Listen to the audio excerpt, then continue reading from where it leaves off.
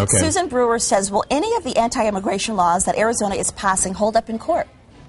Yeah, some of them will. I think the big ones, in my opinion, are going to be found unconstitutional. I think SB 1070 will.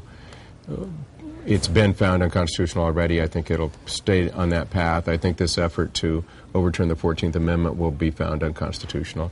But, you know, some of the more local things, if they would just stick with local law enforcement and things that we can do here, that's probably okay. Alrighty, I thought Jerry, you said no legal questions. I know, right. Jerry Heckler says, why are we paying legislators to choose our state gun, especially after the Tucson tragedy?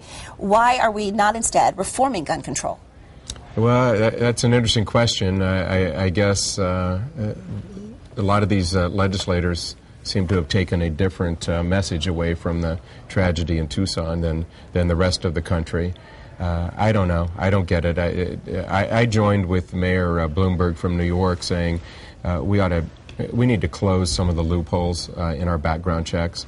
We're all for the Second Amendment, and Arizona has a long history there, but most of us, not some people in the legislature, but most of the rest of us agree that people who are mentally ill, who just got out of a mental institution, who are right out of prison, shouldn't be able to purchase guns. We ought to close those loopholes. So I don't know. I don't know what they're doing down there, and she's right. They spent yesterday saying that the Colt is the official state gun of Arizona. I mean, that's really important, pressing business. Well, I want to read Graham's question here.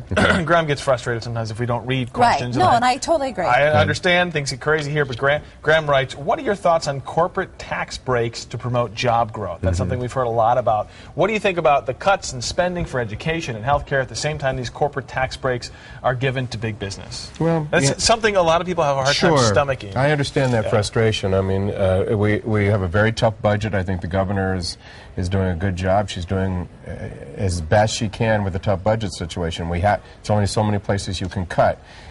You know, corporate tax breaks, it depends on the tax break. I think the package they passed is actually pretty good. You in order to compete with other states and around the country, around the world, you're going to have some incentives there in some areas. Hopefully they're narrowly targeted. Yeah. Let me just give an example. The film business, the legislature's going to look at that.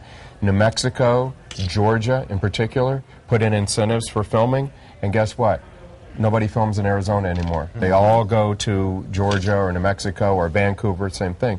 So we're going to have to, so if we give them some sort of incentive, now we get 85% of a lot rather than 0% of everything. So nothing's happening there, and you can't compete unless you do something. So I don't have a big problem with it. I think they're doing a good job. All right, Ellie Rakoff writes, how does a truly moderate Republican survive in present-day Arizona? Yeah, I don't know. That's a good question. I mean, I'm still here, but, you know, I'm kind of a Goldwater Republican, and that leaves me probably without much room in the Republican Party today, which is ironic. Senator Goldwater was the founder of conservatism, but he believed in, I think he was a true conservative, which makes him a liberal today. And you said if you ran again, you'd run independent. Does that have something to do with it? Yeah, it does. I just, you know, I don't see the point in going around and trying to persuade people that I'm their guy, when the reality is they know and I know I'm not their guy.